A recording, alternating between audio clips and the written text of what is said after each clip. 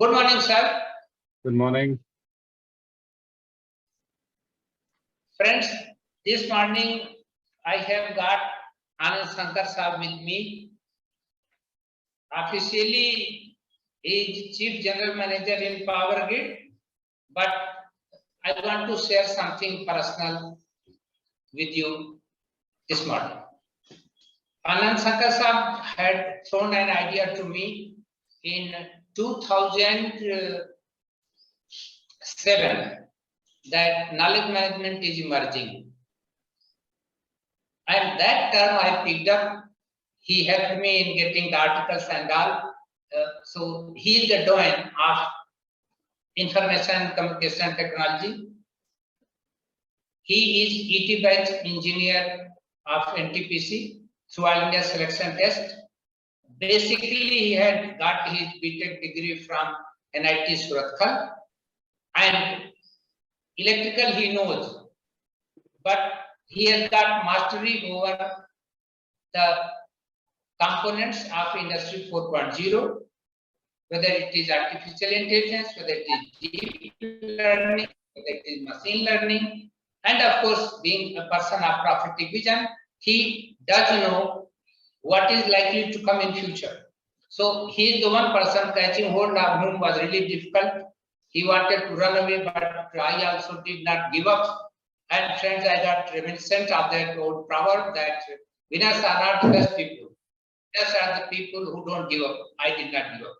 Anand Shankar sir, I am thankful to you that you spared your time, and I should not waste your time and the time of the participants. So I'll ask the system people to enable Shankar sir to have his slides so that whenever he feels like using, he can use. And now I request the participants to listen to him carefully. And once his presentation is over, then as usual, you may send your question to me on my WhatsApp, or you can directly pose the question to Anand Shankar sir.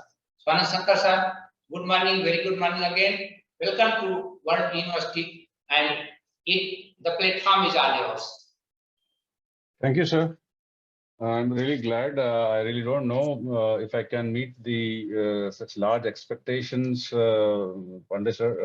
I'll try my best. You have been supporting and all encouraging in our efforts at various points and the critical journey which we had in the building up of IT ecosystem in POWERGRID. It's not only the issue of building the necessary components, hardware and software. It also has a larger HR dimension of a culture in the organization. And obviously, it requires commitment, and you have to walk the word, as they say. It's not so easy, to champion a cause. And I feel lucky, really, that we have been in the company of such august people who could figure out, yes, this is something which we all need to join hands and move forward and enable digital and electronic enablement of our infrastructure and ecosystem and culture.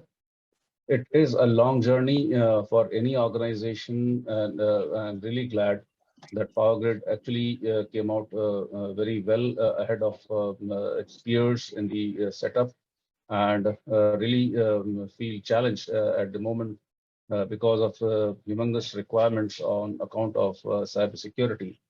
So, which is a subject which at the apex of my career I'm now looking at, and definitely, as Pandey sir said, that it requires a lot of ground level knowledge domains to integrate, and this integration is coming out of a lot of churning in various fields, and all fields have actually, honestly to say, have been evolving very rapidly in the last 2-3 decades. I really feel humbled to be obliged to God Almighty that I have been witness to such rapid changes in technology during the lifetime, that I feel very rare that I have seen a 8-inch floppy drive 8-inch floppy drive was something much not in the memory of many people. Probably it's in the museum pieces, people have seen it. But I was one who has seen it working, and handle such kind of migrations from 8 inches to 5¼ inches to 3½ inches to pen drives to larger storage systems, from DOS to Windows to Linux to World Wide Web to Industry 4.0 and now 5.0. So many revolutions are in the making. You talk of Web 1.0, Web 2.0, Web 3.0. So many terms you might have been hearing in the very run up to this conference, and many of my earlier esteemed speakers have already brought in many dimensions of those subjects.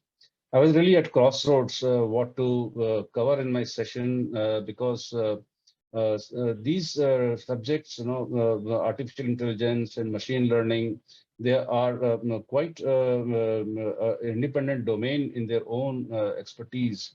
And it is as much to say that you have an engineer and tomorrow you ask him to do an open heart surgery. So that is the diversity of knowledge domains, and to integrate the both ends requires a really grand effort. And in middle of that, you have people dimension, which also is fundamentally very important. Therefore, to be able to connect and integrate such wide dispersed knowledge domains and have an integrative oversight in a session like this is really very challenging. And I am really not sure that how much justice I can make to the subject at hand. Let me put my presentation on screen, and we'll get back to you once. Give me a moment.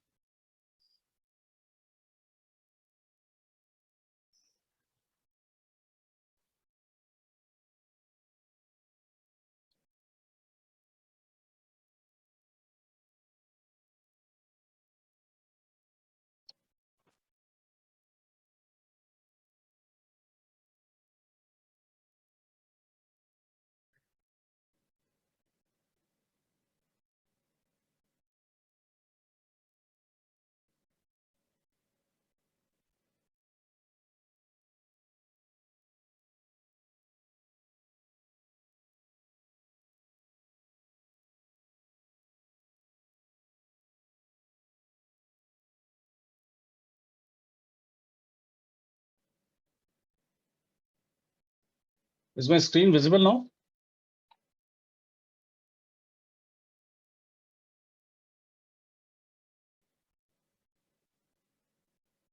Can I get a feedback that whether the screen is visible? Yes, sir. Yeah. Okay. So I'll try my best in this context. How do I integrate this whole diverse range of subjects? And I have tried to blend in several verticals, as I say, because definitely it's a platform for HR policy, which I feel is fundamentally important in the domain of cybersecurity and risk which all organizations, nations, individuals, everybody is facing. And behind the scene, a lot of artificial intelligence and machine learning is actually in progress. It is really challenging to see how such rule making and data sets, algorithms, machine learning is using, and how this all is contributing to actionable artificial intelligence, so to say. And for the larger society context, social context, how this issue can be handled. So this is where I'll try to address the whole subject, and permit me a bit of leeway if I can entwine the whole issue of artificial intelligence with machine learning. Although the session given by Pandey sir is based on machine learning, But I would not be going into the complexities of the various algorithms which go into the deeper aspects of and cutting edge technologies on artificial intelligence and machine learning. But I would rather maybe staying on the apex of the issues which touch the larger ecosystem, and where are challenges in how HR can come in and what role HR has in this whole aspect. So in the end, I will actually leave you with some open-ended questions where we really are at a crossroads in our journey to the next era of maturity on these various technologies. And these are very early days for such issues, but the challenges are already at hand, because if we are already following the current war of Ukraine versus Russia, and these cyber wars have actually thrown in a lot of things for strategy makers, the defense installations of the country, the organizations, the individuals. Now each of us is at individual crossroad, and some of these technologies are required to be available during the entire lifetime of our next ecosystem to build. So I'll just move on. Permit me if I am wrong, maybe your young people who can point out certain observations at the end, and maybe we'll have to research. I claim that I have no mastery on any of these AI and ML based subjects. I'm also a student like you, and learning is always there. So I'm thankful for that aspect.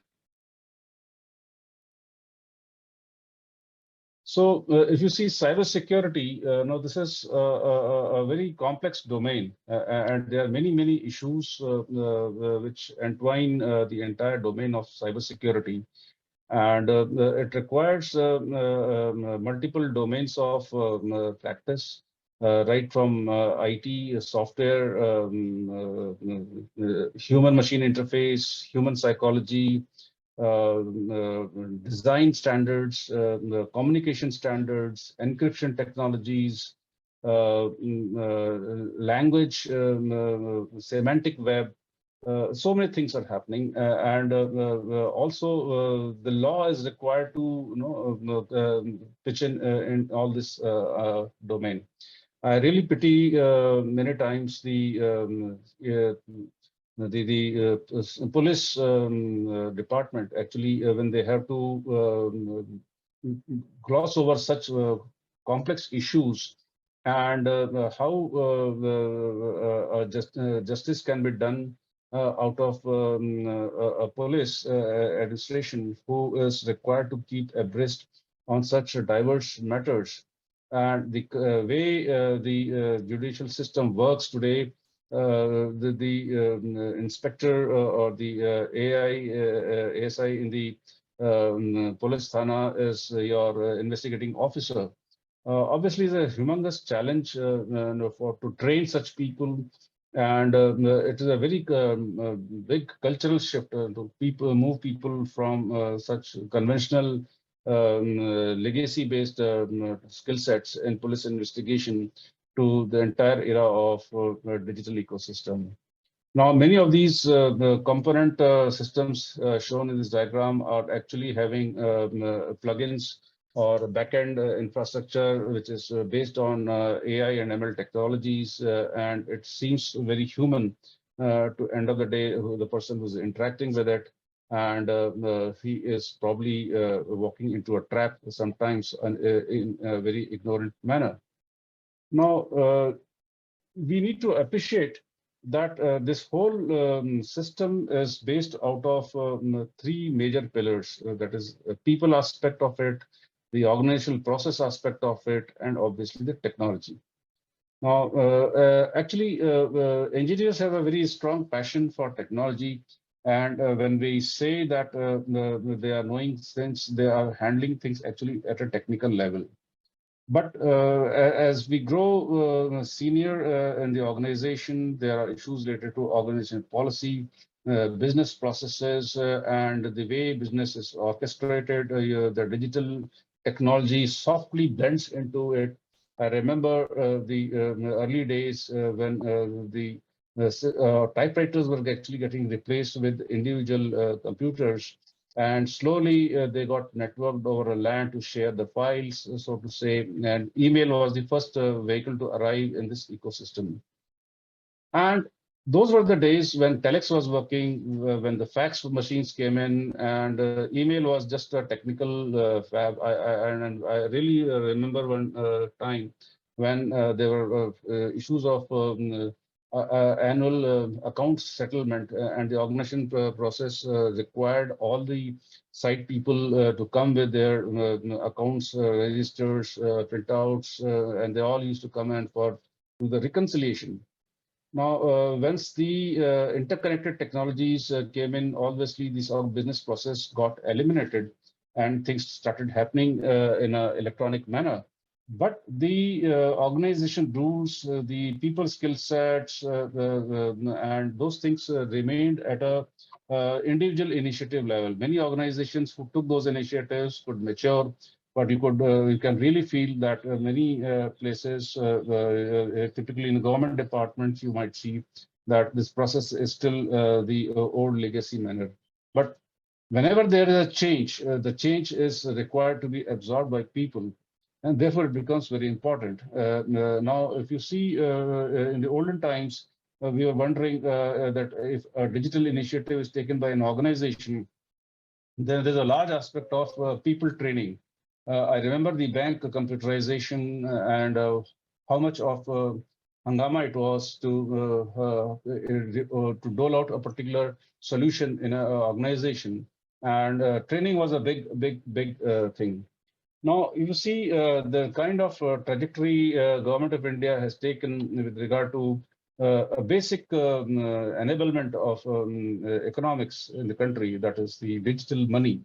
How this entire initiative has been taken with a very intuitive process with regard to the technological front end, and the process was actually very intelligently dealt, so that the intuitiveness of the platform and the simplicity of the solution, people could take it to their hands. And thanks to, I would say, COVID in that situation, that the digital money kind of picked up like anything.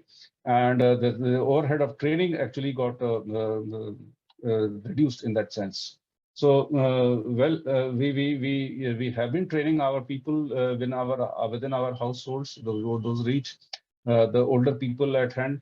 But what I want to say is the population, vast population, how it absorbed the change is something very unprecedented, and it has broken all previous mindsets with regard to adoption of digital technologies and the challenges which are required to come as part of design. Now, this whole thing with regard to people and policy and the use of technology is requiring a new dimension in governance. And all this actually requires a lot of data, and the data sets needs to be organized in a proper manner to be amenable to use the important tools which are available through machine learning and AI. I remember that there were a lot of data which has been collected by various organizations as part of their processes. But finally, they got it printed, and then they got it scanned, and then scanned data was put up on the internet. Obviously, this process, if you see, is not IT friendly. It's not AI ML friendly, because any third person who wants to use this data in PDF files as an image on top of that is not crunchable, is not cannot be absorbed readily into the tools.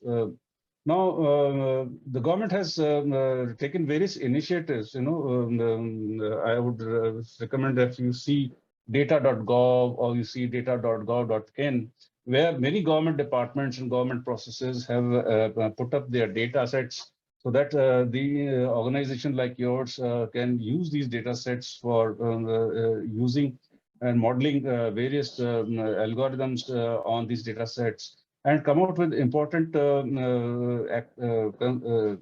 important actionable wisdom for the organizations to take. So you see, fundamental change is required in attitude to the people, to be able to share the data, what kind of data has to be shared, what has to be, what format it has to be therein, and how the tools will actually integrate. What is the cost of integrating the data out of a process into a larger ecosystem of machine tools and AI? So this process, this slide is very, very fundamental. It is just the tip of the iceberg, if I can say that way. And it is actually a humongous task in terms of a larger ecosystem which has to be engineered. We are actually witnessing a migration from legacy days to the next generation web, if we want to call it that way. Now, if we see the cyber threat, actually, what we are interacting with the normal times is actually the surface web, as they call it. So your usual search engines, which are like Google or Yahoo or Bing, and you might have portals like Wikipedia, they're having a lot of data. They're all accessible things. And this is the usual ecosystem, digital ecosystem with citizens are actually interacting. And this is the normal visible world. But deeper within the surface web is called the deep web, which has data sets or processes which are accessible to entitled people, empower who have authorizations in that sense. So whether it is your academic information, whether they are financial records, they are scientific reports or legal documents, medical records, many of those things. So those things are actually very fundamentally important data repositories. And much of this data is difficult to enable as a search engine technology from the surface web perspective. And you need to open up certain APIs if you really want to enable. For example, if you do an article search in a journal, they have that metadata which is populated as a surface web. But if you go deeper and say, I want this particular article, you enter into an authorization stream where you need to have that authorization. But much below the deep web is the another dark web, which is having a different technology, so to say. And much of the dark web is actually where criminal activities or warfare, those kind of things are happening. And some of these things will really fundamental going ahead in the stability and security of the various knowledge repositories we have on surface web or the deeper web.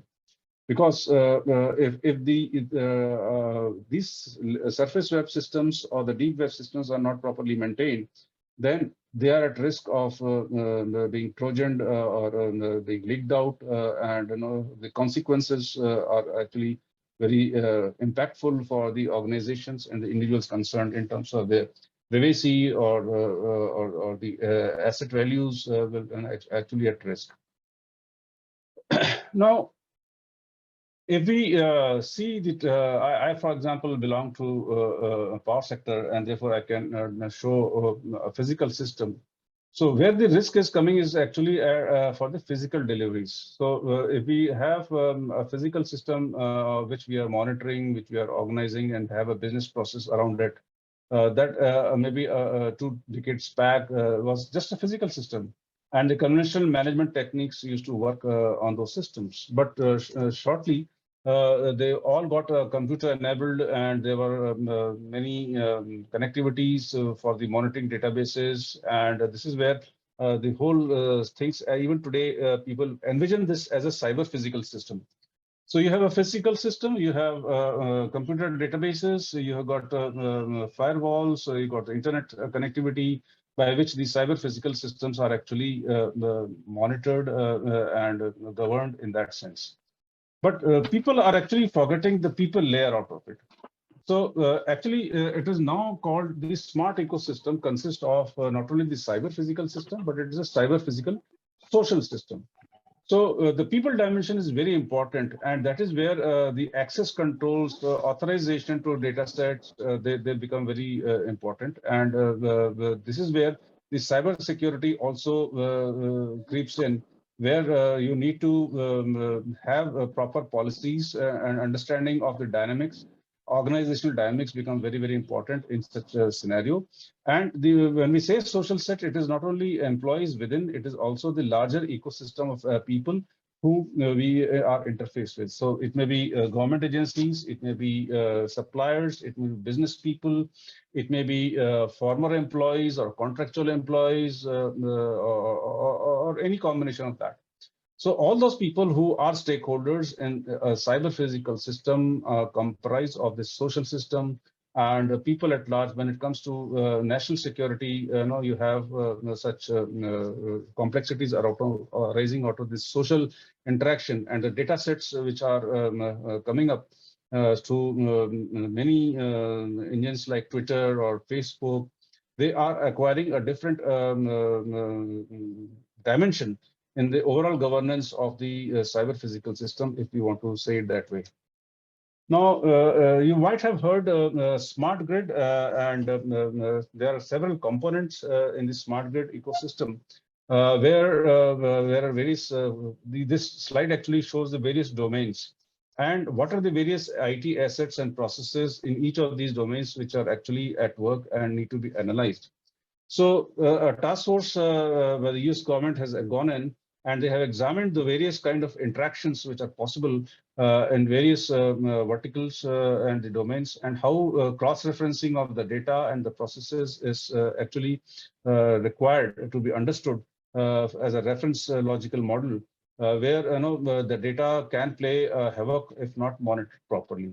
So this actually goes into the depiction of the complexity of data sets. And obviously, when you talk of smart governance at a country level, this is humongous data and requires a lot of artificial intelligence and ML-based tools, because there are many aspects of the economic ecosystem whose context and technologies will have to change as we see move forward.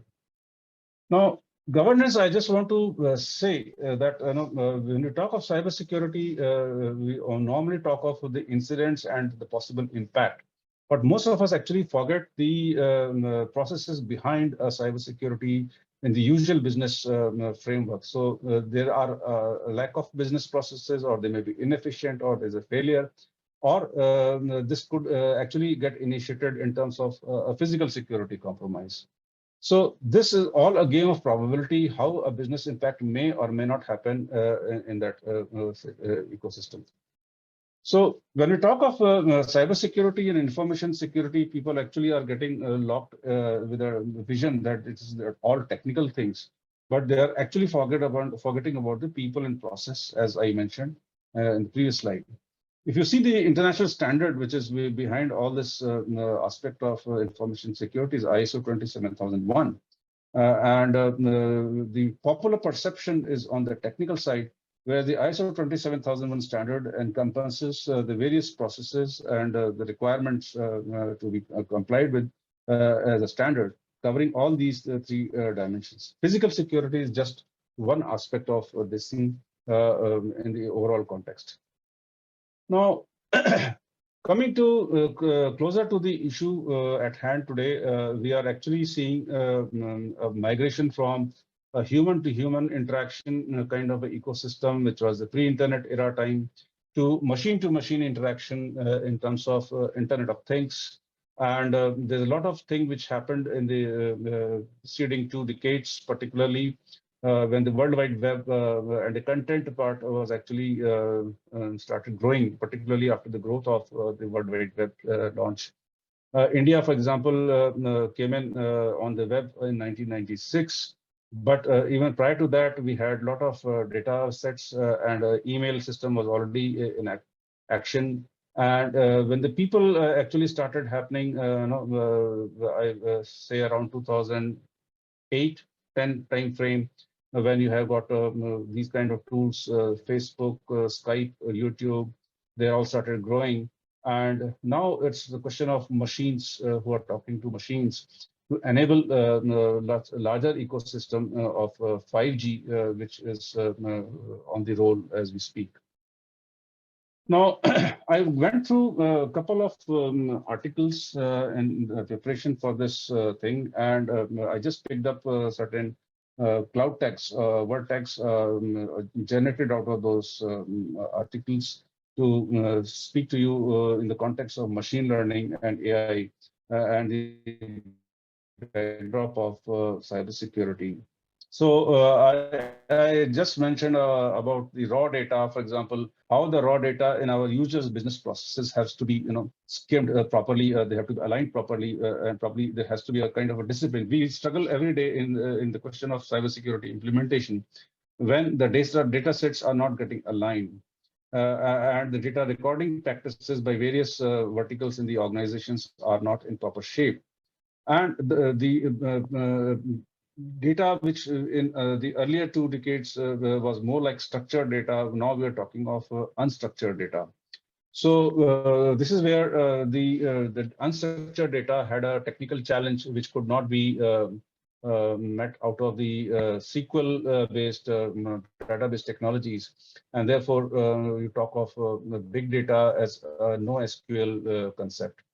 So this is where many new next generation things have come in, and they form the basis of artificial human capabilities.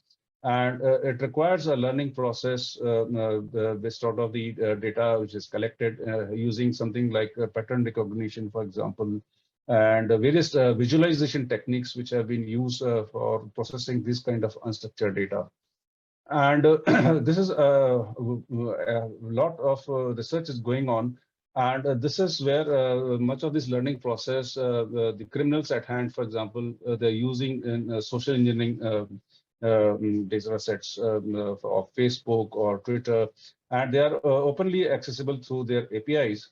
And the social engineering, I will say, human manipulation is being attempted through SIG. You all are getting junk calls many times, sales promotion calls or KYC things.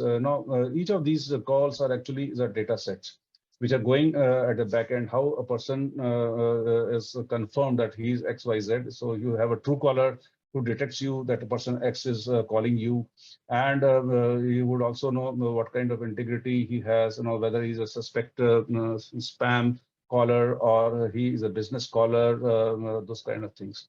And you contribute to that ecosystem when you answer the call and say that I'm so and so, please don't disturb me, I'm in a meeting. Or you say that I already have a policy, I don't need anyone. So all those inputs are going, and the various algorithms of machine learning and artificial intelligence actually are put on that data. And attack system is silently getting developed in the darker web. So while we feel very irritated, we probably are not realizing that these data sets are actually getting in the hands of nation states. And the nation states are planning how to cause disturbance in the other country, or one political party versus the other political party, putting people head to head on an issue where the backend is very well studied and engineered how to do social manipulation. So that's a new challenge in this whole aspect of cybersecurity. Now, as I said, it requires a lot of cultural change, and the cultural change requires training, is methodical policies which have to be having by organizations. You need to have a proper questionnaire to undertake research in particular context of an organization. It could be a government organization, it could be a business organization, it could be a financial organization, it could be a religious organization. So what is the culture and how this culture has to be generated? So that requires a lot of work, and there are a lot of quantitative methods which have been used. Qualitative techniques have been used. Fuzzy logic has been used, where the fuzzy calculus is being attempted to work out the various aspects of the data. and the response which most people are giving. So there are a lot of subjective tools and techniques which have been used to give shape to this culture and what decisions people are taking. So techniques like Delphi techniques are being used to process a lot of unstructured data and come out with decision making in uncertain systems. For example, the kind of issues which we are facing. So this requires a lot of research which is happening, and various techniques are being attempted. In statistical advancements are undertaken, which form the foundation of machine learning tools. And validation of that data sets is an active area of research. Many papers actually are going into the data collection, data validation, and those kind of modeling systems.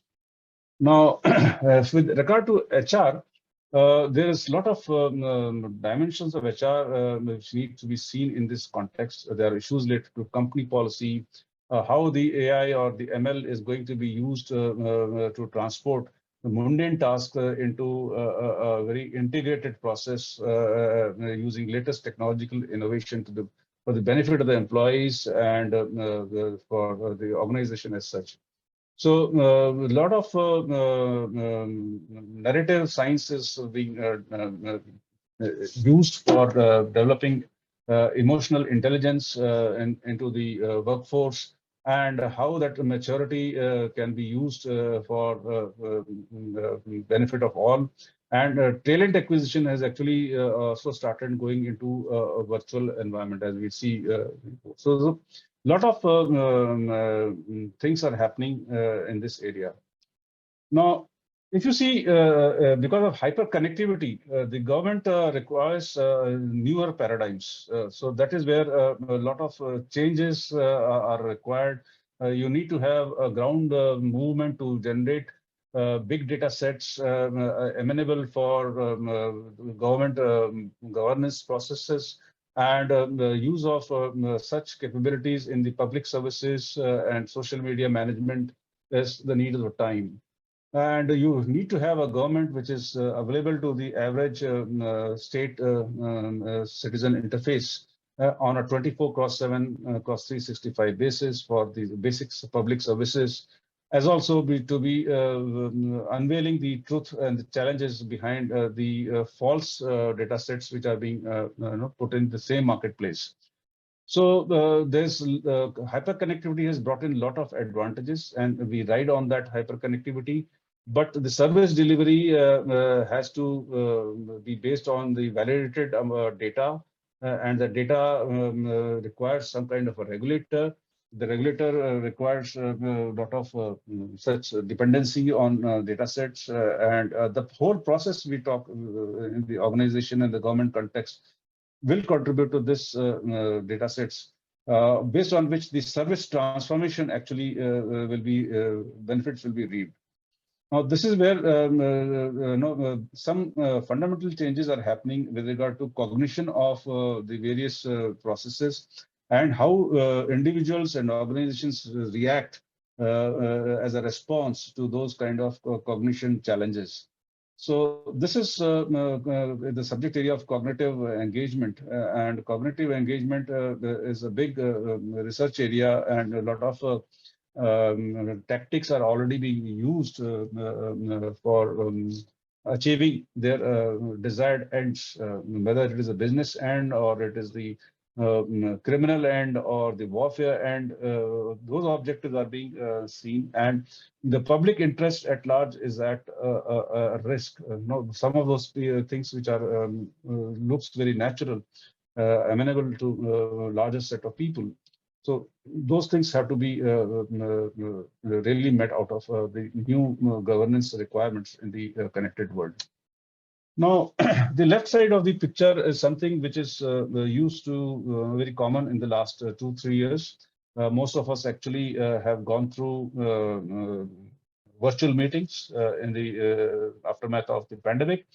And if you can discern very closely, many of the characters are actually real and other characters are virtual.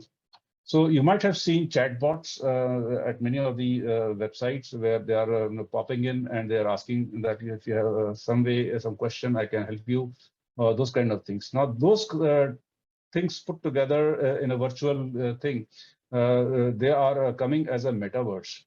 The metaverse is a new ecosystem where HR has suddenly unprecedented challenge. Now, if you see, if you hire a person, you are actually going in terms of its qualifications, its work experience, his behavioral attributes, his emotional and psychological intelligence, many things. But what would you do of the virtual manpower?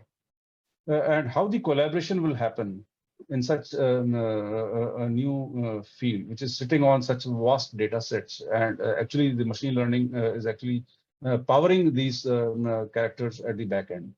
So this is something which is a totally unprecedented challenge, and which requires a total transformation of the way HR is built up from the ground, and there are new concepts which need to be brought in the whole process ecosystem.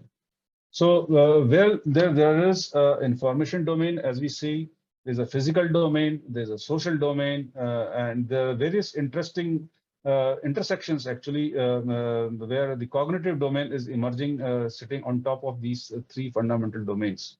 So it brings in concepts of shared awareness, situational awareness, if I can say that way, then compressed timelines of operation, because everything is now happening at the speed of thought. So this is actually something that requires very precision in terms of decision making, and its after impacts has to be properly understood. This is something which is very, very challenging, and these are the application areas of well-engineered, well-cultured, curated AI and ML based ecosystems. If you see social engineering as an ontological model, there are various subsets of ecosystems which needs to be properly analyzed, and the interactions between various players in the field has to be seen and correlated. So this is something which is given birth to a new field of knowledge, I can say that way, social engineering, which is a very interesting blend of technology, the behavioral psychology, organization processes, management thoughts. Many things actually are getting blended into this whole concept of social engineering. And so much so, the nation states are using these kind of fundamental social engineering platforms, which they are actually building as their war-enabled arsenals actually. So many of these things are actually getting into dimensions which are so far unprecedented in their depth and the local perception, as we can say. Now, this comes to my last slide actually in this domain, where we are saying that social engineering and cognitive warfare are actually the reality. Now, in this whole ecosystem, there are a lot of misinformation campaigns are happening. So you go to Google, you go to Amazon, you go to Facebook, and you see the type of likes people are having. Now, and then they show the trends which are coming out of it. So whether those things are actually correct, or we are actually going into a new dimension of, I can say, the Satya Ki Khoj. So in the digital ecosystem, the Satya Ki Khoj is a very different challenge for the mankind. And these misinformation campaigns are being used as a reality and is becoming a problem. So while we are using the search engine, for example, Google or Yahoo or DuckDuckGo, many of those things, we are actually lost somewhere. There's a lot of data, there's a lot of information, but what about the knowledge and how the knowledge is getting contributed to some wisdom, which is actionable? So we need some kind of an integration in view of this metaverse of things, I can say. And the fundamental question which now comes in is ethics in metaverse. Now, this ethics question, we have not been able to solve at a human level for thousands of years. This exercise is going on. There are conflicts based out of ethical principles. There are religion which have come out as the dimension of the practices of ethical practices and the kind of wars people have fought over such issues. Now, what would happen about the question of ethics in the metaverse?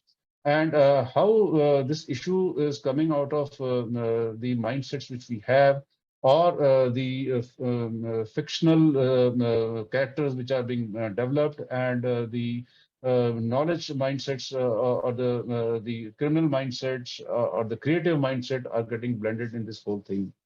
Now, it's a question of what kind of work is now getting generated at the organization level. Are we having the same kind of a physical world development, the nature of work? Okay, you work for 8 hours, you build a wall, or you build a, you have some wood and craft certain things, or you churn the various agriculture products into processed food. So those works remained in the physical era. Now we are coming into a totally different dimension of what kind of work is getting orchestrated as a structured delivery concept in the new world order. So how do we develop the ethics in this whole domain? And when we, from a HR perspective, when we say recruitment of manpower, are we in the new ecosystem of metaverse, are we thinking of a digital recruitment? So digital recruitment is what? Is it because end of the day, there is no conscience in that. It's a product or a process which is blended into a delivery. So are we talking of a procurement? So from a human recruitment to technical procurement, these are a huge ecosystem which remains to be addressed in this scenario. And once we have them, they are going to be digital employees. So a digital employee, how is it going to be subject to organization policies, and what kind of payments I will do to him as a salary or a compensation? Will he be entitled for a leave? Digital employees. And what kind of a workflow are going to be orchestrated in between the real life people and the virtual people in this whole metaverse? So how this workflow is going to be enabled, and what is the risk behind such digital workflow? Is there going to be a concept of a digital disciplinary authority? Who is going to decide what is right and what is wrong? And where is going to be a digital system of jurisprudence? If you have a complaint, how will it go? What are the laws? Who are making laws in such things? Can I have a digital parliament? How will we have consensus? So those kind of things are actually in an interconnected world. Am I going to have a constitution? What kind of constitution will be empowered out of the building blocks of data sets and the basic tools of AI and ML in this whole concept? Now, I point to you a lot of issues with regard to governance. Now comes the challenge of scarcity of people, real people. So if you have people who are required to handle cybersecurity, for example, and such diversity of challenges we are facing, then we don't have such people to provide leadership in this cyber domain. Now, the government process today requires an officer who is to be labeled as Chief Information Security Officer. That's a term which we have been carrying out as a legacy for last 2-3 decades, where this person is supposed to implement the organization policies and is responsible for cybersecurity of the entire ecosystem which the organization is interfaced with. And he's also responsible to the law enforcement agencies. And if anything is happening, his neck is tied up. So he will be a hand. Now, in this ecosystem, nobody wants to become a CISO because he doesn't know those skill sets and is an innocent person being hanged. So using all such initiatives which are coming out of in AI and ML and ecosystems, which I just spoke of, metaverse, there's a new concept of being talked of as a virtual CISO. So a virtual CISO is also being talked of as a person, as an authority who will preside over such processes, digital processes in the organization, and how this the entire ecosystem of interaction from a virtual CISO will flow down to the actual CISO, and from actual CISO to a real employee and a digital employee. How this is going to work out. So this is where we are at the dawn of a new era, where all these issues have been brought up. And we have a lot of interesting questions going forward. And this places the context of how the students like you, who actually are going to have a new paradigm to face in terms of your learning, and how the ecosystem of training materials and virtual trainer and virtual content supplemented with real-time requirements which actually come in. So these are some thoughts with regard to the challenges which HR will face in the coming times. And as Pandey sir said in his opening remarks, there are many things futuristic which I would talk about in my presentation. And this is what I attempted. I really don't know to what extent I could bring in the context. And these are actually new learnings. And this actually came to our focus attention because of the ongoing war of Ukraine and Russia. And if you see, it's a surprise how Russia is actually getting saved its information systems, where all the hackers of the world have got kind of united in their attack to Russia. And I'm told the processes within the Russian ecosystem is such that they are able to detect new types of attacks within a fraction of hours. And the entire connected ecosystem within the Russian territory is actually informed of a new tactic, of a new advisory, informed of a new advisory with the Russian government. And the connected organizations within actually take the corrective measures to actually bringing the resilience in their governance process of the infrastructure they have to survive, I can say, a new cyber world war. At this crossroads, I would leave the house open to Pandey sir to give in some more parting thoughts so that we can pitch in at a later time on the subject. Thank you.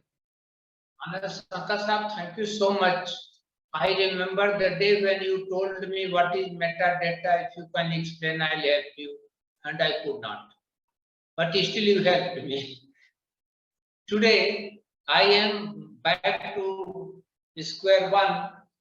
Please let me know what is the relationship between metadata and metaverse, if there is any. Sir, metadata is like, I can say a grain of sand in the whole building. Yes, that you have told me, so I'm aware. But It's a for grain of sand.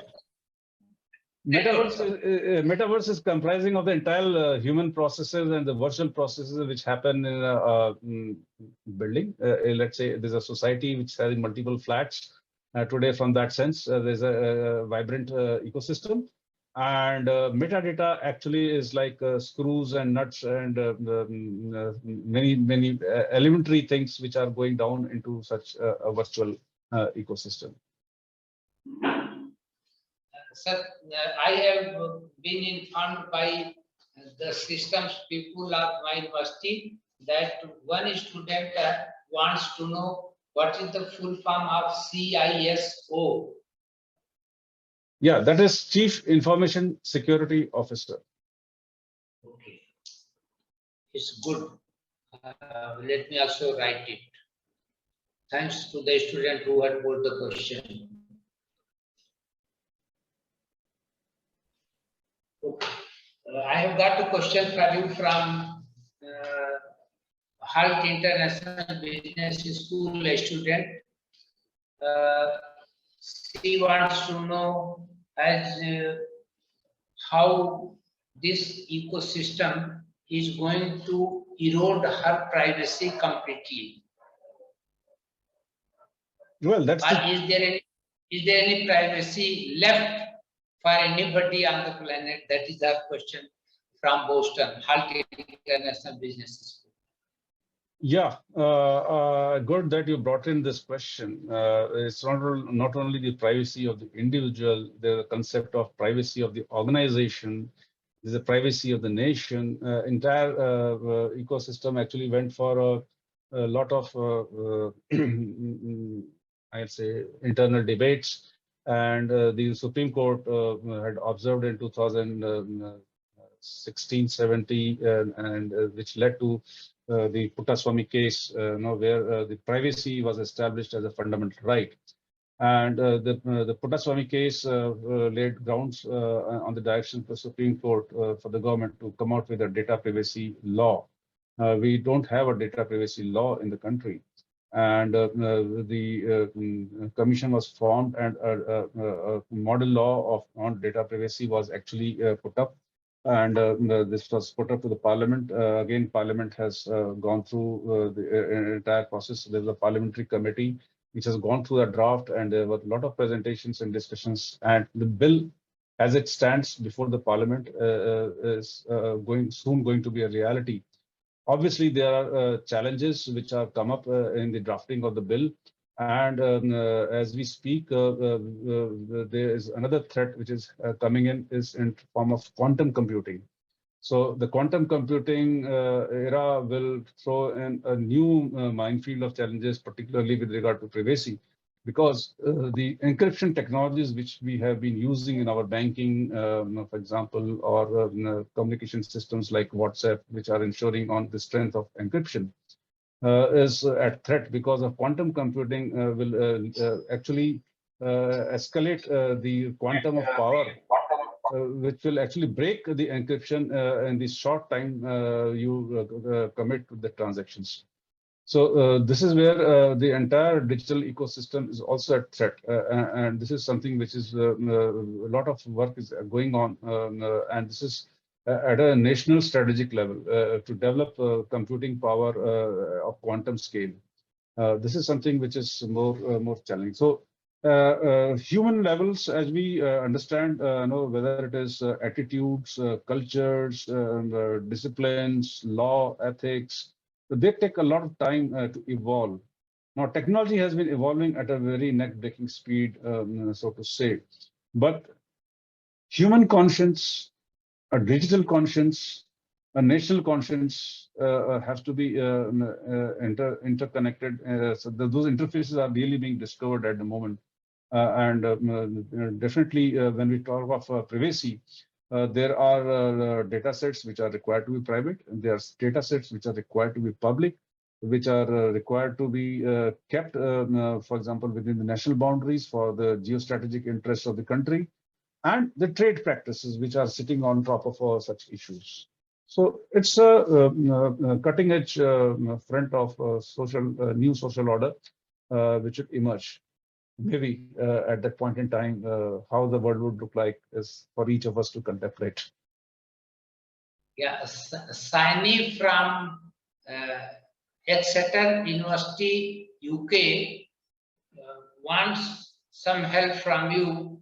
She is requesting you, will it be possible to create a tailor-made access for her so that she can get connected to others and no one can write an algorithm to get access to her? Is it really possible? I wonder, but then she has asked me if you can throw some light. Technically speaking, people have been using VPN as a enabling technology, and VPN has that kind of encryption to ensure the data privacy and security, and to have for that point-to-point connectivity in a secure manner. But from a war perspective, we have been seeing a lot of VPN-based attacks where people who are coming in from the dark web have been actually misusing the VPN facilities and exploiting the critical infrastructure. So to say the government has recently come out with a guideline under a certain order last April, where the VPN service providers have a new challenge to track those transaction details, how the log has to be maintained for 5 years. That's a new requirement. So many VPN service providers have felt the challenge, and then they say that no, it's a breach of privacy. No, I cannot keep the log, and I cannot submit the logs as and when required. This is something which is currently under a lot of debate, and different countries have different policies. In India's national interest, the government has come out with a requirement that the VPN service providers will have to keep the logs for 5 years and submit to an inquiry officer or a law of the land has to apply. And a data localization as a new requirement has come in, where the servers of such systems have to be based within the control of the government of India. So there are national interests which come in, and there are criminal elements which are making the problem all the more tougher. But to answer your point in brief, I think VPN technology is the way forward as of the moment. But how will this change in the coming terms is to be seen. Maybe the IPv6 ecosystem will bring in some more solutions. As I see at the moment, IPv6 is still in an early state of maturity, and there are many organizations who have to adopt IPv6 technology in a more mature manner. Sir, thank you so much. It was really enlightening to me personally. Of course, participants also enjoyed, but marvelous. I mean, on behalf of the participants, on behalf of the entire fraternity of World E-University, and I, on my personal behalf, thank you so much that you spared your time. And it was really extempore, and by getting reminiscent of one small proverb that is polymath, P-O-L-Y-M-A-T-H. So I think henceforth I'll have to call you Polymath Shankar. Thank you so much. Thank you, sir. Thank you. Thank you, sir. Bye out now. Bye. Thank you.